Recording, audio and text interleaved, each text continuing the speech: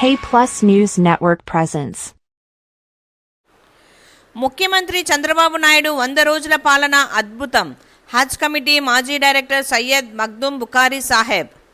కడప నగరంలోని ట్రంక్ రోడ్లో ఉన్న కార్యాలయంలో ఆంధ్రప్రదేశ్ ముఖ్యమంత్రి నారా చంద్రబాబు నాయుడు 100 రోజుల పాలన అద్భుతంగా కొనసాగిందని హజ్ కమిటీ మాజీ డైరెక్టర్ అల్ హజ్ సయ్యద్ షా మగ్దూమ్ బుఖారీ సాహెబ్ ఒక ప్రకటనలో తెలిపారు. ఈ సందర్భంగా ఆయన మాట్లాడుతూ మైనార్టీల అభివృద్ధి గురించి ఆలోచించే గొప్ప ముఖ్యమంత్రిగా నారా చంద్రబాబు నాయుడు అందిస్తున్న సేవలు అభినందించదగ్గ విషయమన్నారు. ఇమాం మౌజన్లకు వేతనాలు అందించడంలోనే గాక పవిత్రమైన హజ్కు వెళ్లే హాజీలకు ₹1,00,000 సబ్సిడీ ఇవ్వడం హర్షం వ్యక్తం చేశారు. మైనార్టీ లోన్ కోసం 10 లక్షల వరకు వడ్డీ లేని రుణాలు అందజేసేలా కృషి చేస్తున్న ముఖ్యమంత్రి సేవలు ప్రశంసనీయమన్నారు.